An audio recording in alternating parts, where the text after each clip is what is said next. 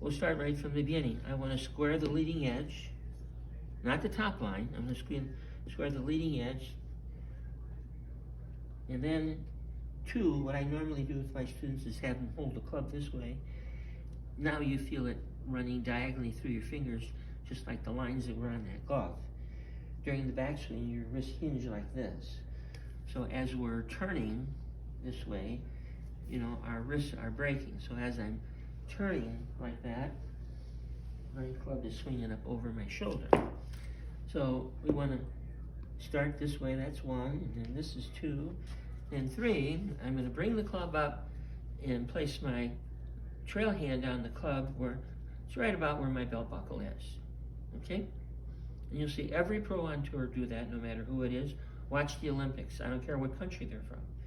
You'll never see any pros start with the club on the ground like that. If we do, your head's too low to begin with. Okay? Now I'll show you something that I learned from Arnold Palmer so that you don't get like that. Okay? Because when you're standing over there, you were hitting balls, you know, you look at the turtle. And we want you to be more upright. But it's not your fault. You've been playing with clubs that have been too short for a long time.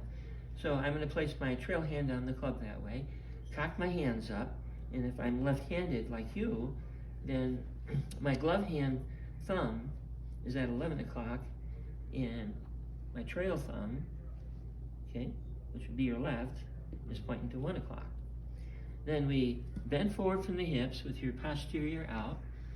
Your knees will be flexed, okay, but you're really bending forward from the hips and just kind of letting the air out of your knees as you set up that way, okay? So as I'm setting up to the ball that way, and we'll use these balls that are right on the carpet, okay? If that ball is sort of off my zipper right now, or off my belly button, and I take a step, okay, the ball position now will be about 2 inches inside my front foot, okay? So your front foot's always going to stay constant. If you're hitting wedges, I'm going to start this way with my feet together, and I probably won't widen my stance much at all. Nicklaus always had a very narrow stance hitting with his wedges. And he says, well, I never changed the ball position. No, he really didn't, because he started that way, okay?